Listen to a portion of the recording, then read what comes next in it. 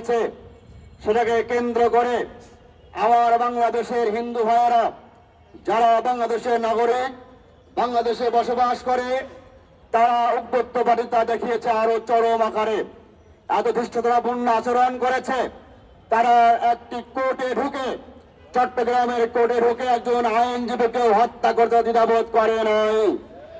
আমরা জানতে চাই, কোন দেশের উস্কানিতে, কাদের উস্কানিতে, কাদের দুঃসাহসে বাংলাদেশের উগ্রবাদী হিন্দুরা এত দুঃসাহস দেখালো?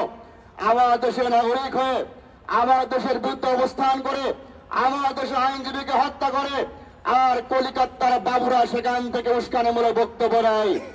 আমরা সুস্পষ্ট বলতে চাই, ইসকন নামক সন্ত্রাসী সংগঠন বাংলাদেশ থেকে নিষিদ্ধ করতে হবে। যদি ইসকনের কোন নেতাকে গ্রেপ্তার করার কারণে ভারতের যারা যদি তাদের গরম বক্তব্য দেয়, আমরা বলতে চাই এটা বাংলাদেশের কোন সংগঠন নয়, এটা ভারতের সংগঠন।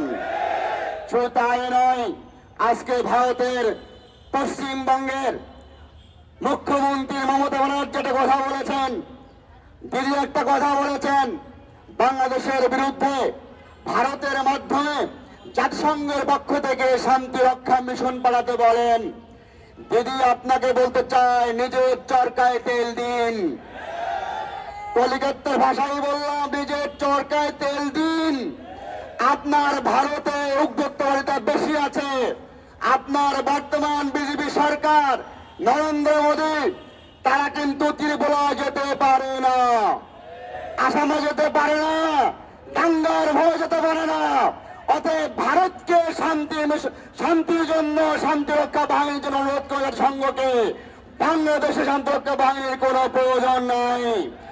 আমরা দেখেছি যে মুহূর্তে ভারতের প্রত্যেকটা সরকার আওয়ামী লীগের সভানেত্রী বাংলাদেশ থেকে খুন করে পালিয়েছে, সেই মুহূর্তে বাংলাদেশের জনগণ ধৈর্যের সাথে, বিশেষ করে ইসলামী দলগুলি, মাদ্রাসা ছাত্ররা, ওলামা কেরামা, মুসলমানেরা বাংলাদেশের হিন্দুদের উপাসনায় পাহারা দিয়েছে। আর তারা আমাদের উপাসনা ভেঙে দেয়। আজকে ভারতে ভেঙেছে, চট্টগ্রামে আদালত পাড়ায় ভেঙেছে।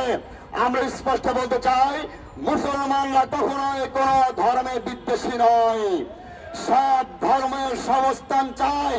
কিন্তু যদি হিন্দুত্ববাদী উগ্র সংগঠন ইসকন যদি বাংলাদেশের বিরুদ্ধে আর কোন একটা পদক্ষেপ নাই, ইসলামী আন্দোলন বাংলাদেশের আমিরের নেতৃত্বে সকল জায়গা থেকে সন্ত্রাসীদের নির্মূল করা হবে ইনশাআল্লাহ। আগামী দিনে সকল সংগ্রামে উপস্থিত থাকার জন্য আহ্বান জানিয়ে আমি আমার বক্তব্য শেষ করছি। ওমা আলাইহিল বালাগ। সংগ্রামী সাথী